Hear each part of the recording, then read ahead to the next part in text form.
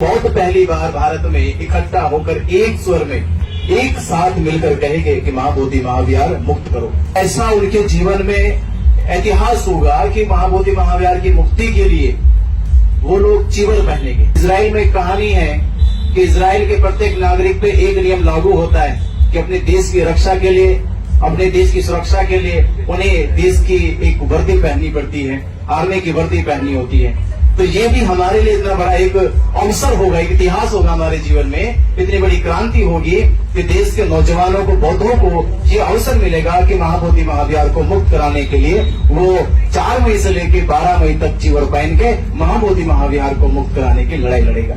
सुना है सर कि बुद्ध पूर्णिमा में लाखों की संख्या में लोग बौद्ध भिक्षु बन रहे हैं, क्या कहना चाहते हैं? सबसे पहले अनागारिक धनपाल जो जीवन के अंतिम समय में बौद्ध भिक्षु के रूप में अपने जीवन को इस संसार से तत्वलीन करके चले गए, आज उनके 12वें साल हो चुके उनकी स्मृति को, और पूरा देश उनके त्याग को, उनके समर्पण को वंदन करता है। कैसे महान विभूति जिन्होंने बौद्धों के इतिहास को जिंदा किया, और आज उसी इतिहास की कड़ी की आज ये मिसाल है कि 77 दिनों से महाबोधि महाविहार को मुक्त कराने के लिए हम धरना स्थल पे बैठकर उनकी स्मृति को स्मरण कर रहे हैं और उनके उस अद्भुत संघर्ष को हम याद कर रहे हैं और सदा याद किया जाएगा। और दूसरी बात, महाबोधि महाविहार मुक्ति के इतिहास में भी और भारत के इतिहास में भी इस बार के जो बुद्ध पूर्णिमा है, देश में इससे पहले इतनी बड़ी बुद्ध पूर्णिमा नहीं मनाई गई जितनी बड़ी बुद्ध पूर्णिमा इस बार 12 मई को बोध गया तीर्थ स्थल पर मनाई जाएगी। ये बुद्ध पूर्णिमा पूरे भारत और पूरी दुनिया के लिए एक मिसाल होगी। इसके 2 ऐसे बड़े कारण हैं। पहला तो यह कि बौद्धों की शक्ति, बौद्धों की एकता देखने को मिलेगी। दूसरा ये होगा कि बौद्ध पहली बार भारत में इकट्ठा होकर एक स्वर में एक साथ मिलकर कहेंगे कि महाबोधि महाविहार मुक्त करो, बेटी एक्ट रद्द करो। तो ये सारा पूरा देश है, ये एक साथ बोलने वाला है। सर, कुछ लोगों का जवाब होता है कि हम बौद्ध भिक्षु बनेंगे लेकिन सर्टिफिकेट मिल जाएगा, इसके लिए कुछ प्लानिंग है आप लोगों के पास? देखिए, ये आंदोलन है, बंते जी ने कह दिया है, और हम बंते जी की बात को बढ़ा तो यही कह रहे हैं कि पूरे देश से जितने नौजवान हैं साथी, जिन्होंने केवल चीवर के बारे में सुना है, जिन्होंने भिक्षु जीवन के बारे में सुना है, कल भी हम जब भोपाल में थे वहां से 15 साथी लोगों ने श्रामणेर बनकर धरने में पहुंचने का संकल्प लिया। शायद पहुंच भी गई होगी, पहुंचे तो आज पहुंच जाएगी बंते जी।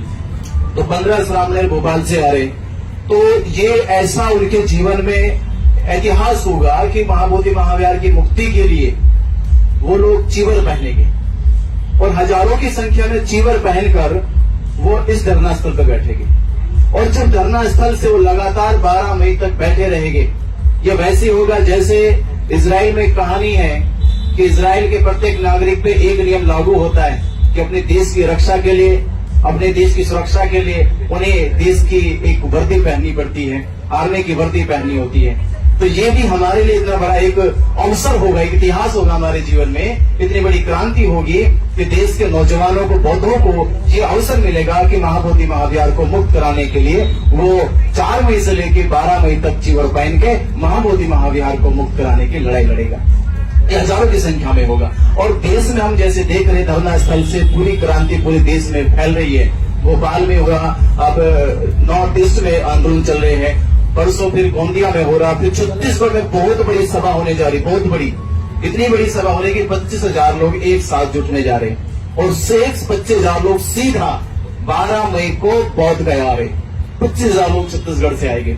तो मैं ये कह रहा हूं कि इस बार की जो बुद्ध पूर्णिमा है, ये बौद्धों की सबसे बड़ी बुद्ध पूर्णिमा होगी, इतिहास की बड़ी बुद्ध पूर्णिमा होगी। आप सोचो कि हमने अन्य संप्रदायों की संख्या को देखा, मुसलमानों को इकट्ठे होते देखा, हिंदुओं को इकट्ठे होते हुए देखा, सिखों को इकट्ठे होते देखा, जैनियों को इकट्ठे हुए देखा, पर हमने देश में एक साथ बौद्धों को अब तक एक साथ इकट्ठे होते नहीं देखा, पर इस बार देखने को मिलेगा। इस बार देखने को मिलेगा। तो मेरी अपील है भारत के सभी बौद्धों से, वो ज्यादा से ज्यादा संख्या में अपने गांव से